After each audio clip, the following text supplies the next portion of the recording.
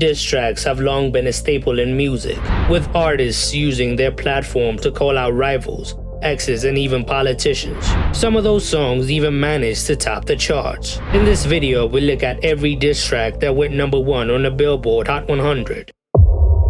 You're So Vain by Carly Simon.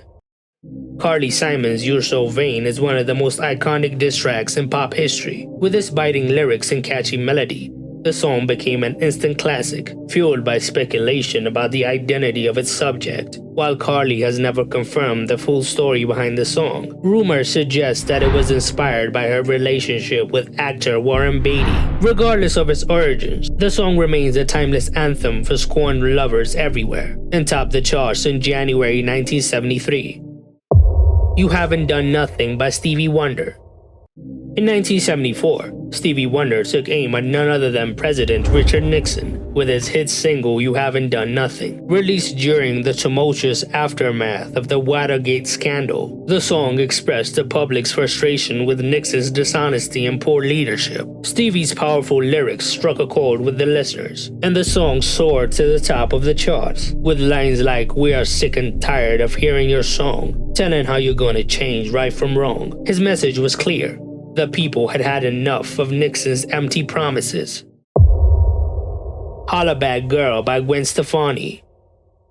Gwen Stefani's Holla Back Girl took the music world by storm in 2005, but its origins can be traced back to a feud with Courtney Love. Gwen was inspired to write the song after Courtney made disparaging comments about her in an interview, calling her a cheerleader. She wrote the song as a clapback. Apart from it being a diss track, it was also an absolute banger, propelling it to the top of the Hot 100 in May 2005.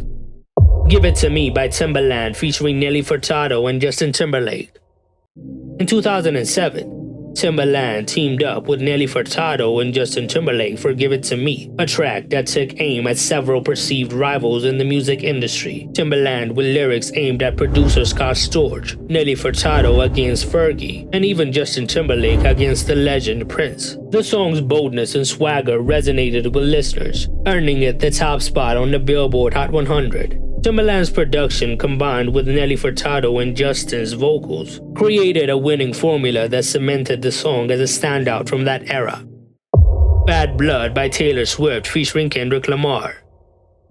Taylor Swift's Bad Blood became an instant sensation upon its release in 2015, fueled by rumors of a feud with a fellow pop star Katy Perry. While Taylor never confirmed the target of the song's lyrics, speculations ran rampant, and Bad Blood became synonymous with alleged rivalry between the two singers. The feud was rumored to have started over backup dancers. With its catchy chorus and memorable guest verse from Kendrick Lamar, the song dominated the charts, reaching #1 in June 2015. Taylor and Katy buried the hatchet and made up later in the decade.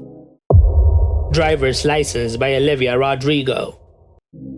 Olivia burst onto the music scene in 2021 with her debut single Driver's License, a heartfelt ballad that captured the hearts of listeners around the world.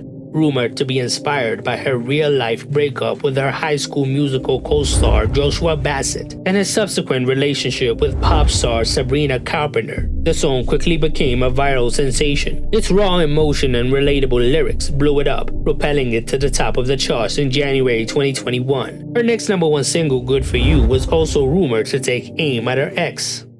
All Too Well, Taylor's Version by Taylor Swift.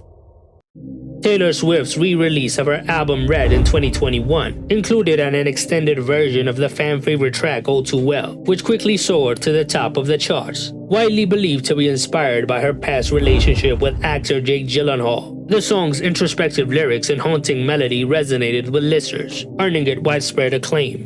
It was also released with a short film that details the downfall of the relationship beautifully. The extended version of All Too Well debuted on #1 on the Hot 100 in November 2021, further solidifying Taylor's reputation as one of the most talented songwriters of her generation. Fun fact, it holds the record for being the longest song to ever top the Hot 100. First Person Shooter by Drake featuring J. Cole. In 2023, Drake and J. Cole dropped their collaborative track First Person Shooter, igniting speculation about a potential diss aimed at Kendrick Lamar. While the song doesn't explicitly call out Kendrick, there were some lyrics that could be taken the wrong way. J. Cole and Drake declaring themselves as the top two, and references to the title of Kendrick's last album could be taken as blatant shots. Kendrick responded to it, so he took it as a diss. The song debuted at number 1 on the Billboard Hot 100, letting Drake tie Michael Jackson with 13 number 1 songs, as he predicted on the track. Hiss by Megan Thee Stallion.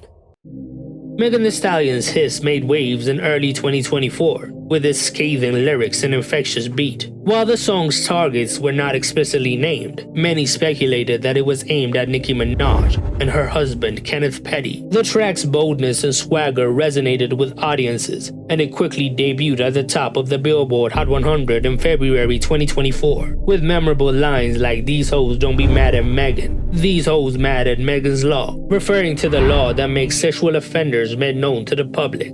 It was a shot at Nicki because her husband is a registered sexual offender. Nicki responded with a confusing diss song, and there was no retaliation. That's where the beef is at now. Like That by Future, Metro Boomin, and Kendrick Lamar. Like That became an instant hit upon its release in the last few weeks. It has shaken up the hip-hop scene, with many artists choosing sides. Kendrick's hard-hitting verse served as a direct response to First Person Shooter, shooting back at Drake and J. Cole. On the song, Kendrick dismisses J. Cole's claim of them being the Big Three. It's a carefully crafted verse, with every line placed deliberately to call out the other two, but they have not been in debate and responded yet. As a true diss track, it was surprising when it debuted on number 1 on the Billboard Hot 100, and is projected to stay at the top spot for a second week. What is your favorite diss track of all time? Tell me in the comments below.